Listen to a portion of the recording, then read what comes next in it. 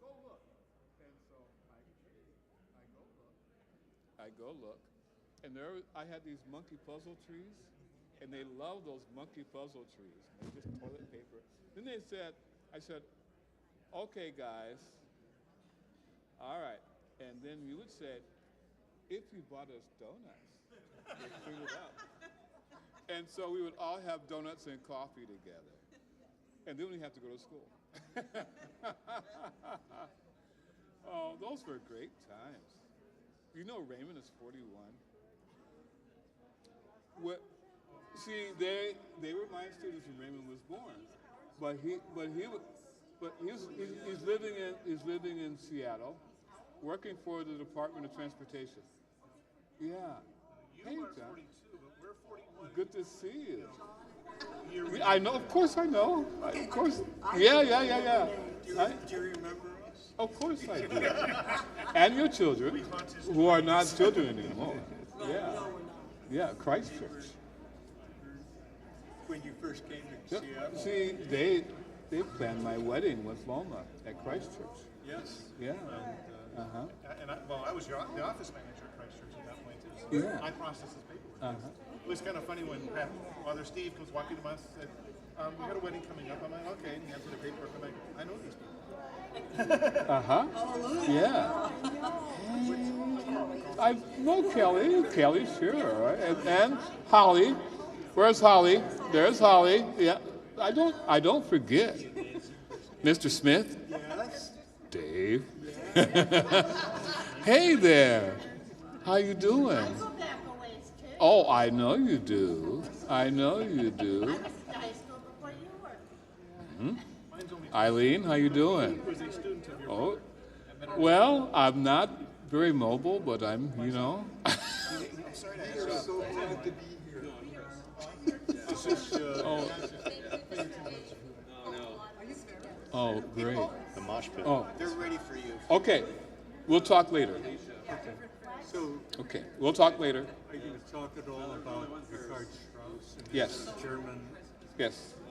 Yes. day of the day of the 19th? I am fine.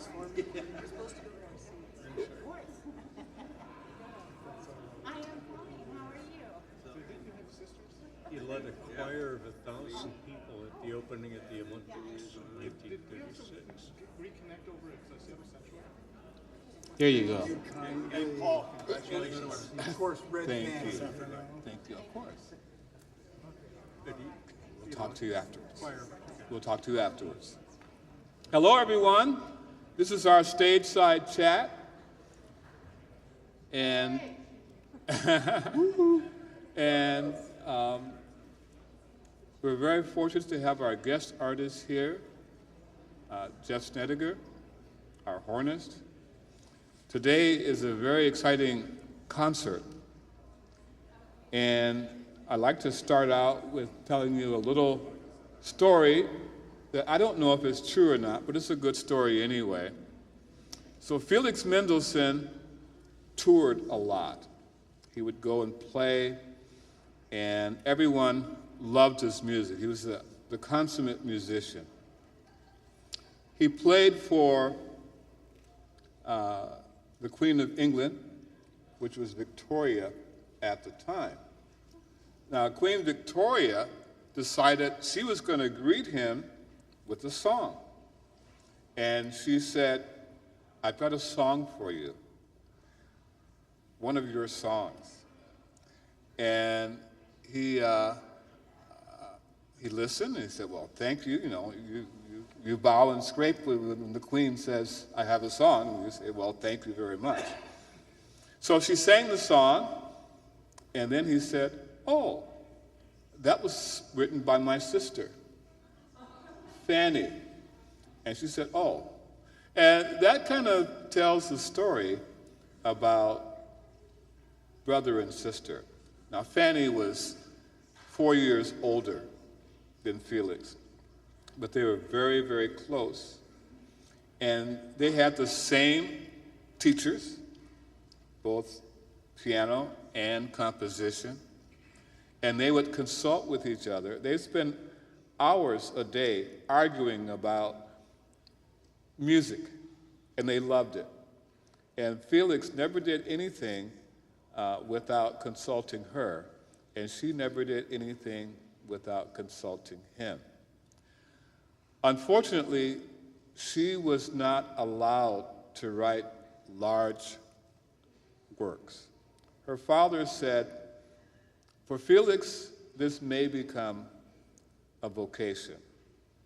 For Fanny, it's a nice ornament, and so your job is to raise your kids and support your husband.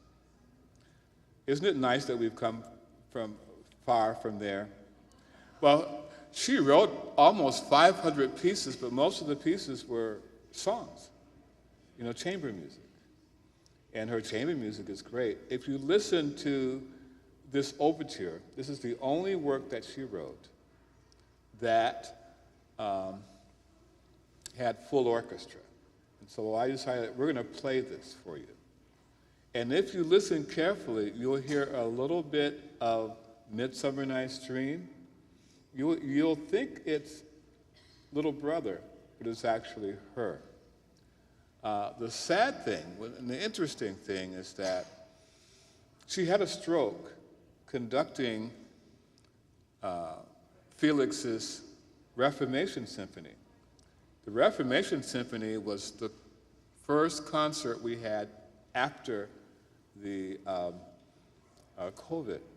So we opened our next go-round after COVID with that Reformation Symphony. She had a stroke, and unfortunately she died. When Felix came back to Germany, came back home, he heard that, and he was devastated. He never recovered. Within 5 months, he died as well. They were that close. He died as well. And so we're going to play this overture. It's only 10 minutes, but it has lots of exciting colors. It begins slowly and tenderly, and it ends with a bang. The Italian word is con fuoco, with fire. So we'll see how much fire we can get out of the orchestra today, and I think they're going to be on fire pretty well. And once they get on fire, we're going to push them and fan the flames a little bit. And I'm really happy that we have our guest artist agreeing to come out and talk to you about the Strauss, or anything else you want to talk about, too. Well, it's funny you should say that, because I heard a story about, as far as I know, everything you said about Fanny Mendelssohn is true. So, but I heard one thing about this overture was that you're right, it's really the only orchestral piece she ever wrote. But she was allowed by her family, her father, or whoever was sort of overseeing that, maybe her husband, to have salon concerts. So had concerts in their living room, basically, for friends, but they couldn't have formal concerts or anything like that.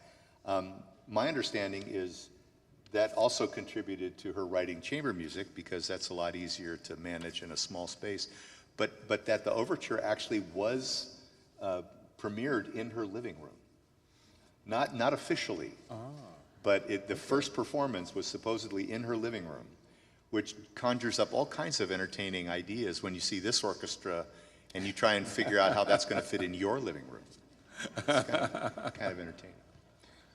But yeah, there's a lot of, she and her brother shared a lot of stuff, including musical styles and stuff like that. But the Strauss Horn Concerto is another family affair.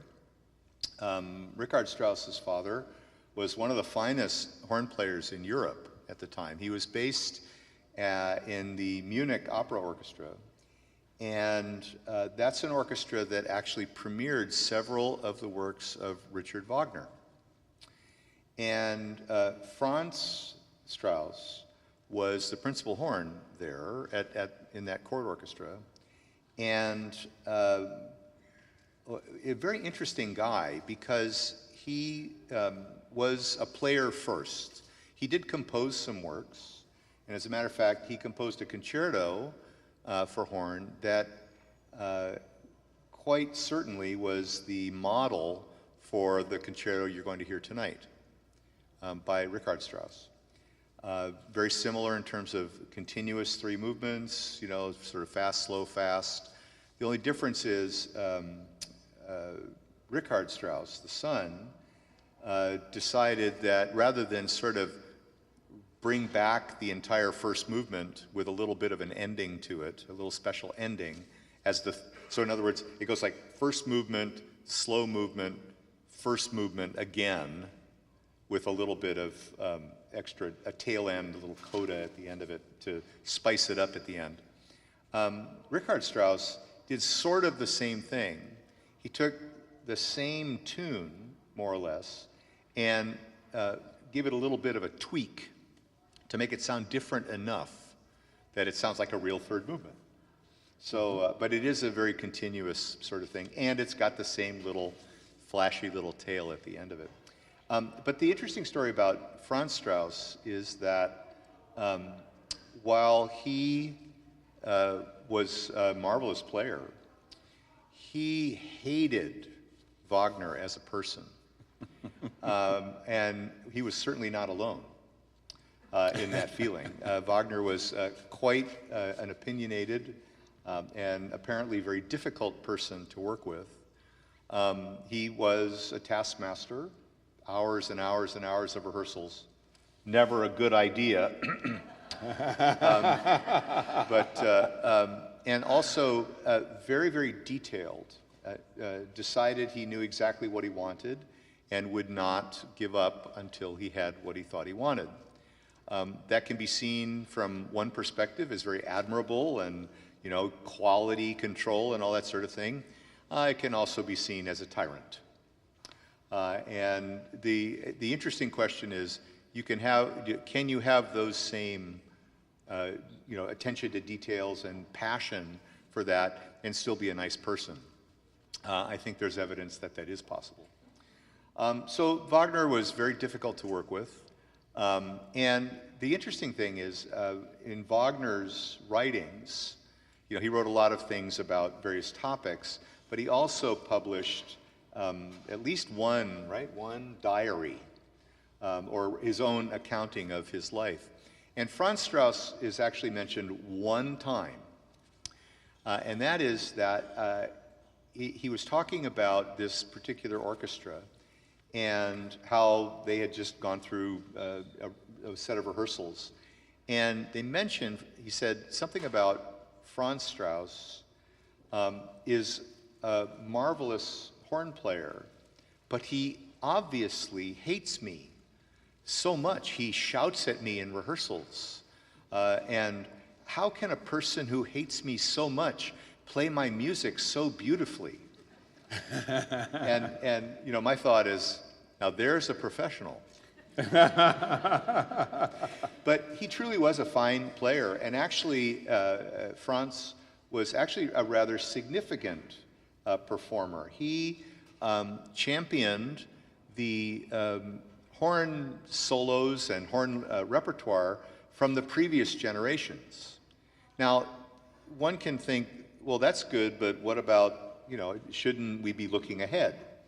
And he was definitely doing that. He wrote several pieces, in addition to the concerto I mentioned, that are wonderful, lovely little lyrical pieces that are part of standard French horn literature today. A lot of recitals feature his music in one way or another. But he also was, the accounts of his playing and so forth, his practicing involved the music of Beethoven, the horn concertos of Mozart, and other sort of well-known repertoire of the previous generations. Which is also very interesting because those particular pieces from those previous generations were written for a different instrument than the instrument that Franz Strauss played. The music of Mozart and Beethoven and Haydn were all composed for the natural horn, the horn without valves, the predecessor of the modern instrument. Franz Strauss actually was an advocate of the most up-to-date instrument, to play all of this music on. And so it's fascinating, and who can blame him if he had to play Wagner operas? Yeah. Because they're very complicated for the horn parts. And you want every single arrow in your quiver, so to speak, to go to battle with those operas. So Franz Strauss, no doubt, was a very sort of present person in young Richard's life. And Richard was really quite fond of him and admired him quite a bit. And this particular concerto was written when Strauss was about 16 years old, in honor of his father. At least that's what the story is. It turns out that so this would have been the 1880s, roughly 1880. Franz Strauss by that time was about 60 years old, and his teeth were falling out. And as a result, he was not the best player in the world at that point, where he may have been in a previous time, by the 1850s or 60s.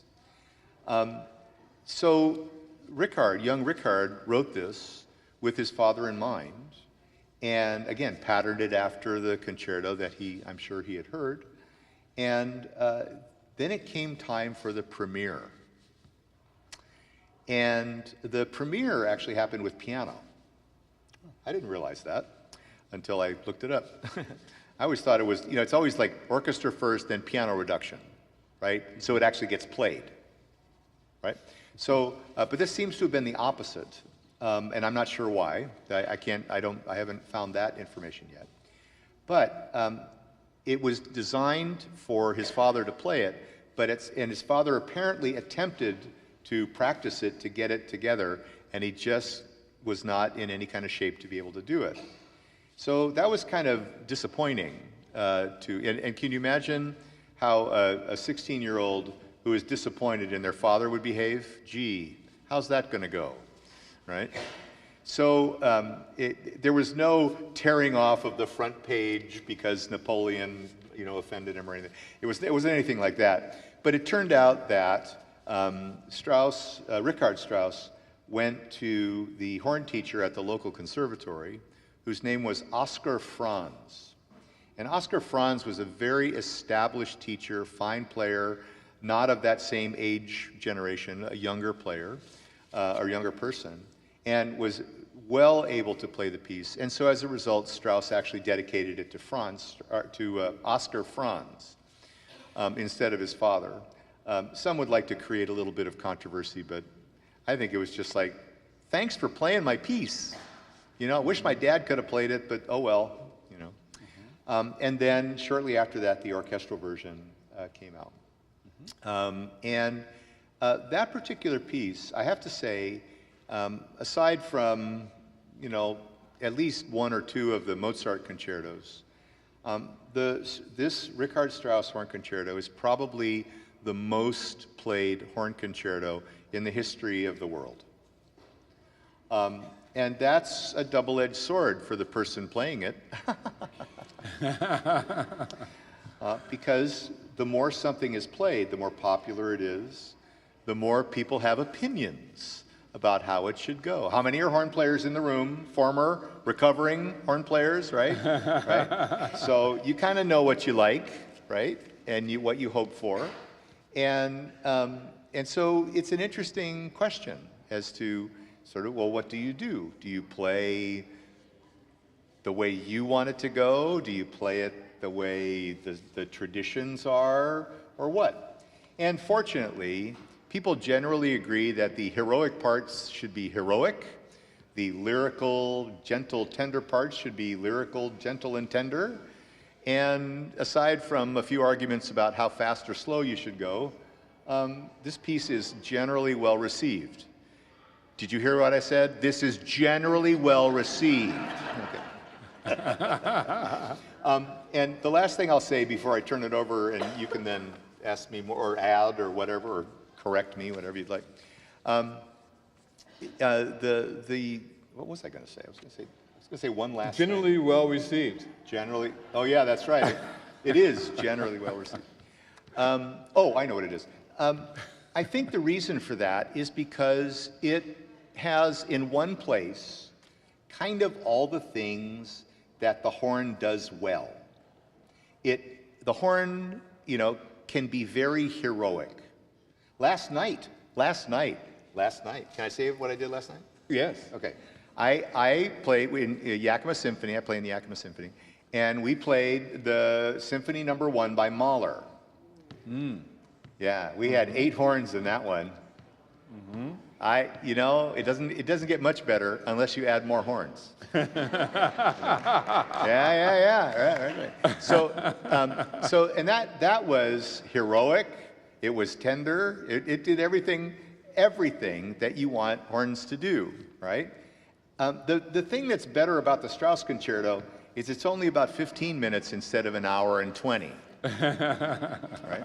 But we have the heroic parts, we have the fanfares, we have the fast, flashy stuff, we have hunting calls, and then, of course, we have beautiful, lush orchestration accompanying these tender, beautiful melodies. We go a little bit to the dark side in the middle, where everything gets kind of tinged, melancholy, you know, and very passionate. But it all comes out in the end. We have a big flourish at the end, and I get to try and play a bunch of high notes at the end. It's kind of nice to try to play the high notes at the end. So anyway, but it's really a pleasure. Do you have anything you want to ask me about? Because I have more to say, but I want to make sure we cover what you want to cover. Well, we'll talk about Beethoven, and then we'll open it up for questions. Okay. So, just a few things about the Fifth, Beethoven's Fifth. Beethoven's Fifth was the result of where Beethoven was in his life. I took Loma, my wife, to Heiligenstadt, just outside of Vienna. If you take the D tram in the center of the city, take it to the end station, you're in Heiligenstadt. Now, the reason I mention that is because Beethoven would like to go there, and he would rest. The city was noisy and stinky, and the Heiligenstadt was a place where he could go and rest. So I took Loma to the place where Beethoven would go. In fact, we even stayed in his room. And we stayed in the courtyard. We stayed in the courtyard that was in the center of all the rooms. And we got a chance to read his testament that he wrote, sitting at that same table that we sat at. And basically, he was writing his will for his brothers. And he told his brothers that he wasn't sure that he should continue to live. It was almost suicidal. And he said, I am deaf now. That is the worst thing that could happen to a musician, not to be able to hear. And it was very depressing, very suicidal. But at the end, he said, I still have something to say. I still need to compose. So I am going to fight. That was 1802. And what you hear in Beethoven is that he was fighting that first movement.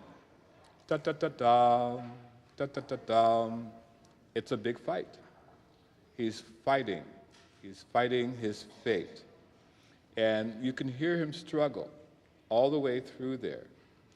And this symphony goes through the different phases that Beethoven accepted his fate. By the last movement, bum, bum, bum, bum, bum, bum, bum, bum, bum, that's victory. So he won the fight.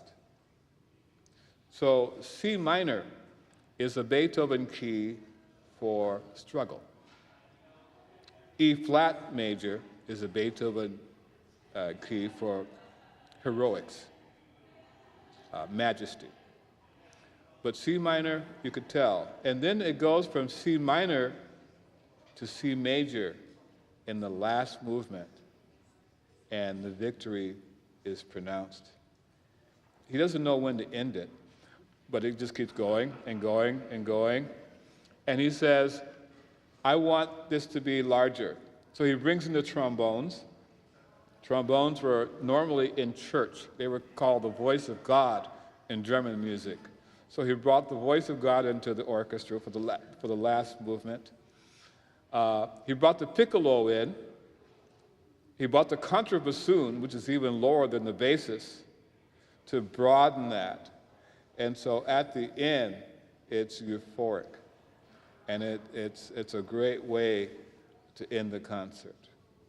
It's still just as exciting now as it was in 1808. And so that's what we'll end the concert with. Now, we just have a few minutes. If you have questions, we can take a couple of questions. John? Well, I've got a couple. I thought that when I saw the Strauss Concerto performance, I thought it was going to be this quartet for war horns. Oh, that's Schumann. Schumann. You know, Uh-huh. I'm happily surprised. They're both wonderful pieces of music. But I was going to say, has anyone ever figured out why Beethoven, it's not a triplet, da-da-da-da. No. It starts with the eighth note rest. Da-da-da-da, which means the accentuation is on the fourth note, which is the downbeat of the next measure. Da, da, da, da, da, da, da, da. Yes. What other symphony starts with a rest? I'm sure there's something. But there's something, but what that does, it gives emphasis to the downbeat. Yes. Because you don't feel gravity until you get to the downbeat. So rather than just starting, boom, boom. See that? See the difference? Yes. It leads you to that. Subtle. Any more questions before we go?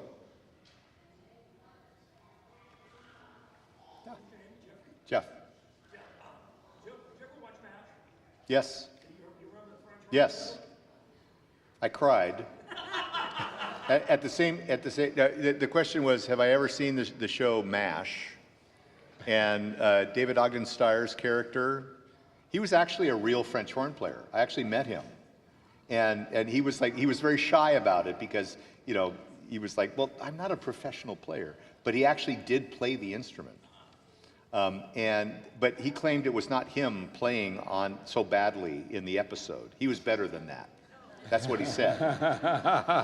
But yeah, I cried. And yet at the same time, I didn't cry for very long because, I don't know, there was something satisfying about taking control of the instrument that sometimes seemed to control me. But yes. Any more questions? Yes. Still learning. Yeah, and I'm not kidding, actually. I mean, it's an interesting sort of day-by-day thing, right? I guess I encourage you to think of it this way. When we learn a job, right? When you start out, you don't expect to know everything, even though you may think you do, but you don't really expect to know everything. You expect to learn as you go. And at a certain point in time, you learn enough that you kind of can do the job, even though every so often, you make mistakes and but those mistakes seem more important early on, whereas later, everything just kind of evens out. And you know that you got to get new training or you got to get up to speed on a new technology or something like that. Or you have to, get better at something that you've not used in a while. So on. It's the same exact thing with a musical instrument. It's a job. You got to do it every day. at least if you're going to do it as a job. And some days it's great, it's easy, it's everything I expect, and other days I got to do things that's a bit harder, you know. But it really is just like, as far as I'm concerned, any other job. And as a result, I have to work at it a lot. So I'm still learning. Right? Well, thank you very much. Oh, And can I say one thing? Oh, sure. I want to say one last thing.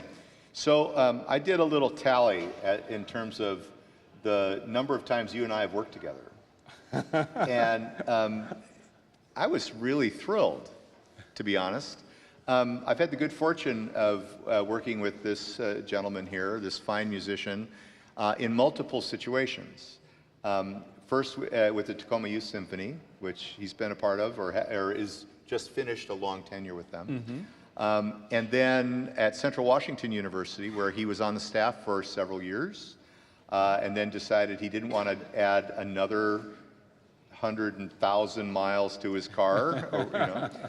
And then certainly the pleasure of playing here in the past. But that was 23 years ago, I checked.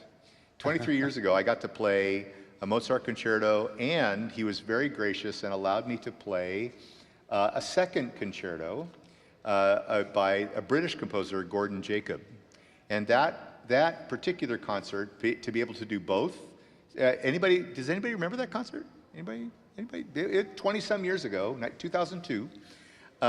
Well, why don't you remember me? But that was one of the highlights of my entire career. Partly because I love both of those concertos. And to have the opportunity to play them, especially with a person who is fun to work with, was really, truly a highlight. But we played the Mozart Third the year before with Tacoma Youth Symphony. And then in 2003, while you were at Central, or 2002, 2003, we premiered two pieces. One by Mark Schultz called, ready for this, Dragons in the Sky. I remember that, yes. Yeah, it's for horn soloist and percussion soloist with this massive percussion setup and orchestra. It was originally done for recorded tape with all kinds of wild electronic sounds, and we got the composer to orchestrate it for full orchestra. Yeah. And we gave the premiere of that at Central. It was really exciting, and it's a fabulous piece, very evocative piece. If you have ever read Tolkien's The Silmarillion, it's all about dragons and elves fighting each other. It's really a great piece of music. And then we also premiered the orchestral version of Douglas Hill's A Place for Hawks. Yes, I remember that. With a mezzo-soprano, right? With just strings and horn soloist, which is all inspired by Native American poetry by Douglas Hill. And then my favorite thing was the Schumann piece that you mentioned. This gentleman agreed to, we hosted a group called the American Horn Quartet, which at that time was one of the finest, it probably still is actually if you think about it, finest chamber ensembles in the world. We had them at Central, and they played the Schumann Concertstück there for 4 horns and orchestra. And you told me a story about that. You want to tell that about the score, right? Wasn't that you went, when you went to Germany, you had 3 scores with you, and I thought one of them was it the Strauss horn concerto, or was it you told me you had 3 scores that you took with you. The Concertstück. Concertstück was one. Yeah, that's right. Okay, so that Schumann. Right there, right. Schumann. Right. And so, but I got to play rehearsals. It was great. And then 2013, you and I played the Henri Tomasi concerto. I remember that, yes. Yeah. And then only 3 years ago, we did the, what's his face, actor. Actor. The actor concerto with the Tacoma Youth Symphony. Yeah. And so now it's Strauss. And thanks. You're welcome. Thanks. What a pleasure it has been to work with you. And I'm just one of many people that feel the same way. This crowd down here, the little mosh pit that formed down here, that former students of his, they, you know, congratulations on a wonderful career. Thank you. You know, next phase is going to be pretty exciting when you don't have to like warm up or anything. But anyway, congratulations. Thank you. Thank you.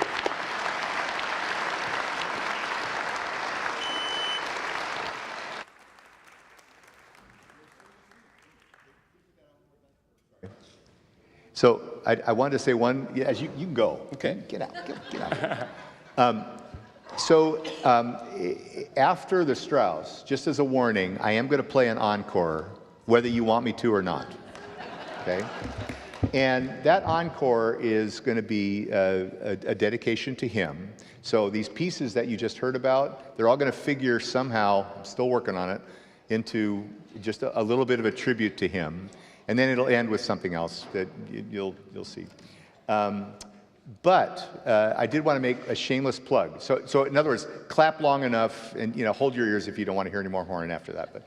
But I did want to make one shameless plug, and that is if you like jazz and you think you're curious about whether the French horn ever plays jazz, there is evidence out in the lobby that does happen. If you still own CDs, they're out there. Okay? So anyway, thank you so much.